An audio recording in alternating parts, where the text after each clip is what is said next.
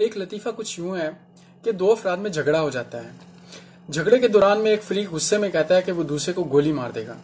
سامنے والا اسے تانا دیتا ہے کہ تو بزدل گولی کیا مارے گا۔ یہ سن کر پہلا شخص غصے میں آ کر گھر میں جاتا ہے اپنی بندوق نکالنے کے لیے، لیکن اس کی بیوی پہلے ہی اس کی بندوق چھپا چکی ہوتی ہے تاکہ خون خرابہ نہ ہو۔ اسے بندوق نہیں مل پاتی، البتہ گولیاں مل جاتی ہیں۔ وہ جھوٹا اور بزدل کہلانے کے تانے سے بچنے کے لیے یہی گولیاں باہر لے آتا ہے اور سامنے والے کو مارتے ہوئے کہتا ہے کہ یہ لے مار دی گولی۔ خواتین و حضرات، یہ حقیقت ہے کہ بندوق کے بغیر گولی ایک معمولی کنکر اور گولی کے بغیر بندوق ایک لاٹھی کے سوا کچھ نہیں ہے۔ یہی معاملہ اسلامی عبادات اور خاص کر نماز کا ہے۔ نماز شیطان کو قتل کرنے کا سب سے مؤثر ہتھیار ہے جو ہمیں دیا گیا ہے۔ اس کی بندوق، اس کی شریعت اور اس کی گولی اس کی روح ہے۔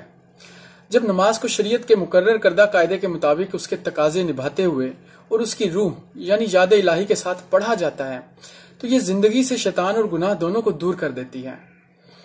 بدقسمتی سے ہمارے ہاں نماز کی شریعت بدعتوں سے آلودہ ہے اور اس کی روح سرے سے ختم ہو چکی ہے۔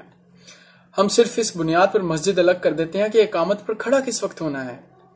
ہم 5 وقت وہ نمازیں پڑھتے ہیں جن میں پڑھے جانے والے ایک لفظ کا مطلب ہمیں معلوم نہیں ہوتا۔ ہم ہر نماز میں رکعتوں کی کثرت تو کر دیتے ہیں، مگر تکبیر سے لے کر سلام تک ہمیں یاد نہیں رہتا کہ ہم نے کیا کہا اور کیا کیا ہے۔ ایسی نمازیں بغیر بندوق کی گولی اور بغیر گولی کے بندوق کے سوا کچھ نہیں ہیں۔ اللہ تعالی ہمیں سمجھ کر نماز پڑھنے کی توفیق عطا فرمائے، آمین۔